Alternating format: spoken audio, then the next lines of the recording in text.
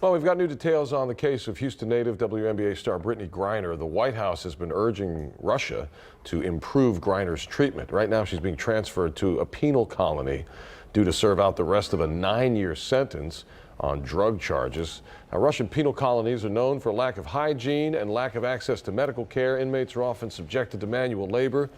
The White House says the U.S. government made a significant offer to the Russians to resolve what the White House says is an unacceptable and wrongful detention of American citizens, not just Brittney Griner, but Paul Whelan, who's been held there as well.